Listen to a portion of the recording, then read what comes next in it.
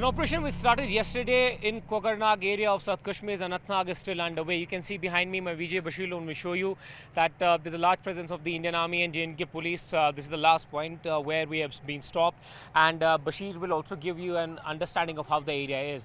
This is a high dense covered area, highly dense with the trees.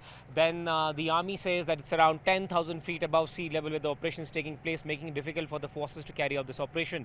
Army yesterday said that there are high boulders, then Nala is also flowing through, and these militants have sneaked in from Kishtwar to Kashmir Valley. Behind these mountains, there is Kishtwar in Jammu region, Doda. We have seen mayhem and chaos created by militants in these mountains in Doda of Jammu. They have attacked security forces at multiple places, and it has resulted in casualties to the Indian Army. And today again we are seeing that 2 Indian Army personnel have lost their lives in this particular operation which has taken place.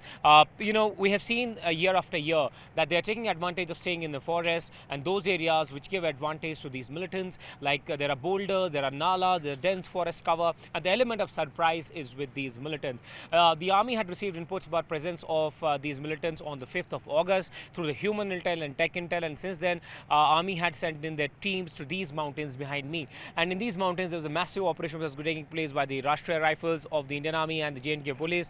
We're told that 2 civilians were also hurt, injured in the exchange of gunfire. One of them is said to be critical and are being treated. Yesterday helicopters were pressed into service to take injured out of that particular area, because the area is not motorable, there are no roads, so the army has to trek for several kilometers to reach there. And we had seen that in area like these last year, a colonel, a major, a DSP of J&K police also lost his life in Gadole, which is just 4 kilometers away from this particular place, the same area where that operation took place. 2 militants were also killed. One of them, a local, was killed in that particular operation.